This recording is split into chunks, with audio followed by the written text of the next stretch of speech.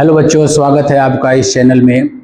आज मैं लेके आया हूँ प्रश्नावली 4B, द्विघात समीकरण का प्रश्नावली 4B है, जिसमें लघुत्तरी प्रश्न 3 प्रश्न दिए गए हैं, जो तीनों द्विघात समीकरण हैं।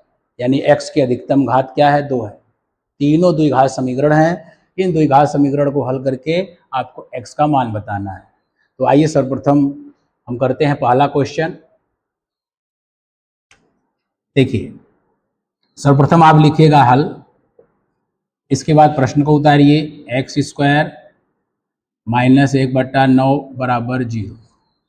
तो देखिए, हमने प्रश्न उतार लिया। अब इससे हमको x का मान बताना है, तो हम क्या करेंगे, x² को एक तरफ और बाकी जो संख्या बचे हैं यानी -1/9 उसको बराबर के दाहिनी तरफ दूसरी तरफ ले जाएंगे।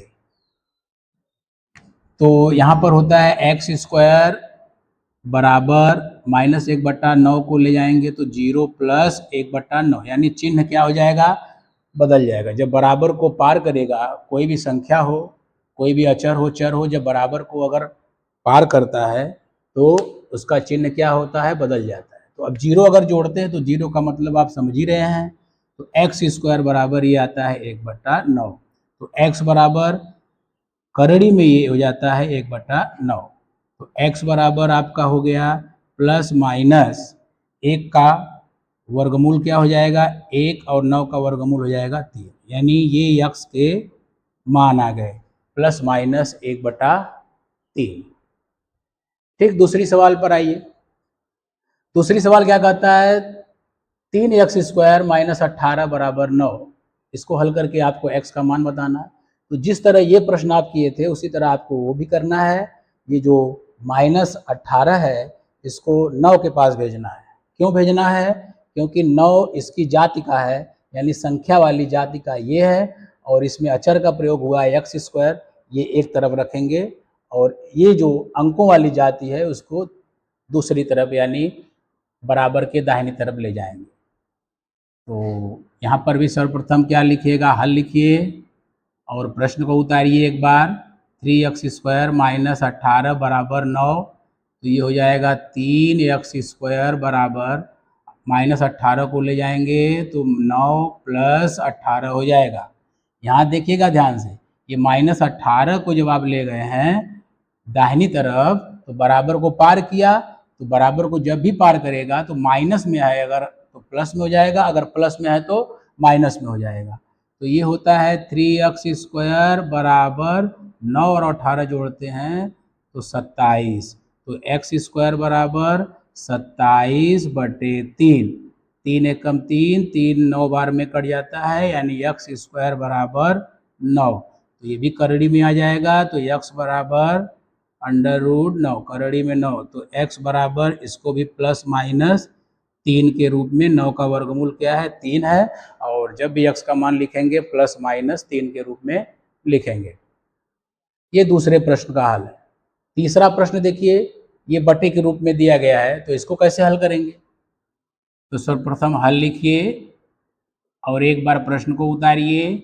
x²/2 बराबर, अब देखिए यहाँ पर क्या है, ये x²/2 यानी अंश x² हर 2 है। ये इसमें क्या है, अंश 8 है लेकिन हर नहीं है, हर दिख नहीं रहा है लेकिन हर होता है।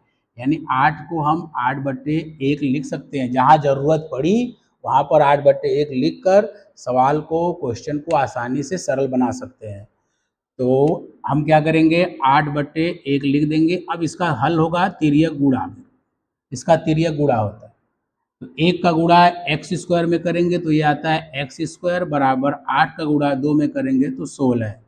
तो x बराबर ये भी √ हो जाता है 16। तो x बराबर ±4।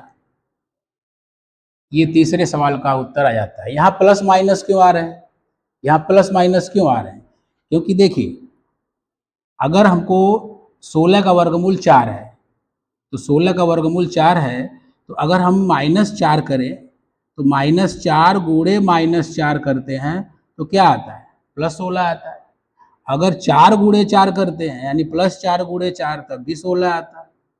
इसका मतलब ये है कि 16 और 16 को 16 यानी √16 का वर्गमूल को हम x बराबर +-4 के रूप में लिख सकते हैं, यानी +4 भी हो सकता है, -4 भी हो सकता है।